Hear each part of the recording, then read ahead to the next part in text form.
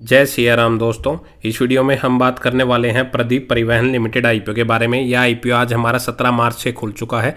Company business क्या करती है, उसके फाइनेंशियल्स कैसे हैं, आने वाले टाइम में कंपनी क्या फ्यूचर प्लान्स है, कितने करोड़ रुपए कंपनी इशू साइज लेके आई है, उसका प्राइस बैंड क्या रखा है, इस आईपीओ को हमें अप्लाई करना चाहिए या अवॉइड करना चाहिए, और अप्लाई करते हैं तो कितना लिस्टिंग गेन मिल सकता है, और इस आईपीओ का लेटेस्ट प्री मार्केट प्रीमियम क्या चल रहा है, ये सारी ही बातें मैं इस वीडियो में कवर करूंगा। तो लास्ट तक वीडियो को जरूर देखिएगा। तो यह आईपीओ हमारा 17 से 19 मार्च के बीच में खुला रहेगा। 93 से 98 रुपए पर शेयर कंपनी ने इसका प्राइस बैंड रखा है। एक लोट में कंपनी 1200 शेयर यहाँ पे ऑफर कर रही है। टोटल इशू साइज देखें तो कंपनी लगभग 45 करोड़ का लेके आई है और सारा का सारा फ्रेश इशू के जरिए रेज कर रही है। 20 मार्च के दिन इसके अलॉटमेंट का पता लगेगा और 24 मार्च के दिन यह आईपीओ मार्केट में लिस्ट होता हुआ नजर आ सकता है। रिटेल कैटेगरी के लिए इसमें 35% का कोटा रिजर्व रखा गया है और एक लोट अप्लाई करने के लिए आपको रिटेल कैटेगरी में इसमें 1,17,600 रुपए इसमें पे करने पड़ेंगे। प्री आईपीओ अगर हम प्रमोटर्स की होल्डिंग्स की बात करें तो लगभग 93% की जो होल्डिंग्स है वो प्रमोटर्स के पास फिलहाल नजर आ रही है। पोस्ट आईपीओ होल्डिंग्स यहाँ पे अभी शो नहीं किया गया है। तो इसके बाद हम बात कर लेते हैं कंपनी के बिजनेस की। कंपनी की जो स्थापना है 2000 में हुई थी, मतलब 25 साल पुरानी ये कंपनी नजर आ रही है।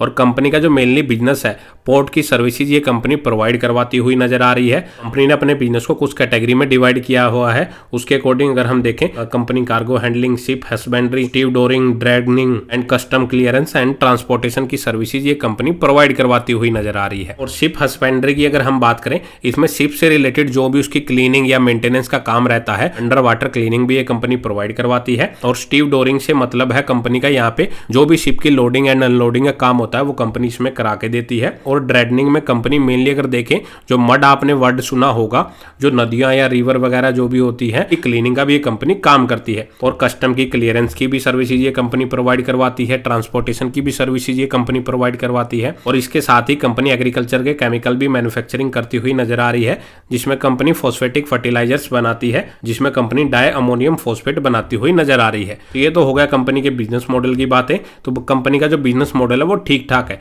इसके बाद हम कंपनी के फाइनेंशियल्स को स्टडी कर लेते हैं। तो कंपनी के फाइनेंशियल अगर देखेंगे तो सेल्स में कंपनी की इतनी कोई ज्यादा ग्रोथ नहीं है। पिछले 3 सालों में कंपनी का रिवेन्यू 189 करोड़ से बढ़ के 211 करोड़ के जरूर हुए हैं, लेकिन प्रॉफिट मार्जिन कंपनी के सुधरते हुए नजर आ रहे हैं।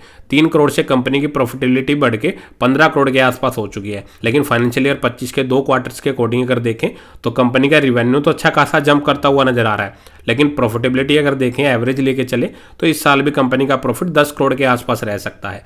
रिजर्व कंपनी के पास लगभग 48.5 करोड़ के हैं और लगभग 46 करोड़ के आसपास की जो डेप्ट है वो कंपनी के ऊपर नजर आ रही है। तो ओवरऑल कंपनी के फाइनेंशियल देखें तो ओके कंपनी के फाइनेंशियल नजर आ रहे हैं। सेल्स में उसमें इतनी कोई ज्यादा ग्रोथ नजर मेरे को नहीं आ रही।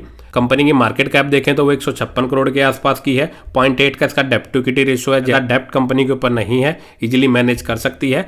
वैल्यूएशन देखें तो कंपनी 15 के मल्टीपल पी पे अपने आईपीओ को लेके आ रही है, तो वैल्यूएशन भी ठीक ठाक ही कंपनी ने रखी है। इसके बाद अगर हम ऑब्जेक्ट देख लेते हैं, कंपनी मार्केट से पैसा क्यों रेज कर रही है, तो कंपनी अपनी वर्किंग कैपिटल की रिक्वायरमेंट को इससे पूरा करेगी और जनरल कॉर्पोरेट पर्पस के लिए कंपनी इस पैसे का यूज कर सकती है। जिसमें अगर हम देखें, कंपनी ने यहाँ पे जो बताया है 35 करोड़ रुपए कंपनी अपनी वर्किंग कैपिटल की रिक्वायरमेंट को पूरा करने के लिए खर्च करने वाली है। बाकी का पैसा हो सकता है कंपनी जनरल कॉर्पोरेट पर्पस के लिए यहाँ पे यूज कर सकती है। तो ओवरऑल कंपनी के पैरामीटर ठीक ठाक है, इतनी कोई खास मेरे को कंपनी नजर नहीं आ रही। उसकी सेल्स ग्रोथ भी इतनी कोई ज्यादा नहीं है, धीरे धीरे करके ही वो बढ़ रही है। प्रॉफिटेबिलिटी ठीक ठाक है कंपनी की, ज्यादा कर्जा भी कंपनी के ऊपर नहीं है। तो अब सवाल आता है क्या इस आईपीओ को अप्लाई करना चाहिए। तो बेसिकली आईपीओ हम लिस्टिंग गेन के लिए अप्लाई करते हैं। लिस्टिंग गेन के लिए इसका अगर हम लेटेस्ट प्री मार्केट प्रीमियम देखें तो वो तो 0% ही चल रहा है। तो अब सवाल आता है क्या इस आईपीओ को अप्लाई करें। तो लिस्टिंग गेन इस आईपीओ में मिलता हुआ नजर फिलहाल के अकॉर्डिंग तो नहीं आ रहा, तो मैं तो इस आईपीओ कंप्लीटली अवॉइड कर रहा हूं। तो मेनली मैं एसएमई आईपीओ लिस्टिंग गेन के लिए ही अप्लाई करता हूं। लॉन्ग टर्म के लिए मैं कम ही एसएमई आईपीओ को होल्ड करता हूं। लॉन्ग टर्म के हिसाब से भी कंपनी इतनी कोई खास नजर नहीं आ रही, तो मैं इस आईपीओ कंप्लीटली अवॉइड कर रहा हूं। आप अपने फाइनेंशियल एडवाइजर से अपना डिस्कशन करके अपना डिसीजन ले सकते हैं। अगर कोई फिर भी सोच रहा है कि लिस्टिंग गेन के लिए अप्लाई करना है या नहीं करना, तो बेटर रहेगा आप इसके लास्ट डे यानी कि तीसरे दिन का वेट जरूर कर लें। लास्ट डे के दिन इस आईपीओ में लेटेस्ट कितना सब्सक्रिप्शन होता है और इसका ग्रे मार्केट प्रीमियम उस टाइम कितना चल रहा होगा, फिर उसी के अकॉर्डिंग ही अपना डिसीजन लें। तो इस वीडियो में इतना ही। अगर आपको वीडियो अच्छी लगे तो वीडियो को लाइक करें और चैनल को सब्सक्राइब करना ना भूलें। जय सिया राम।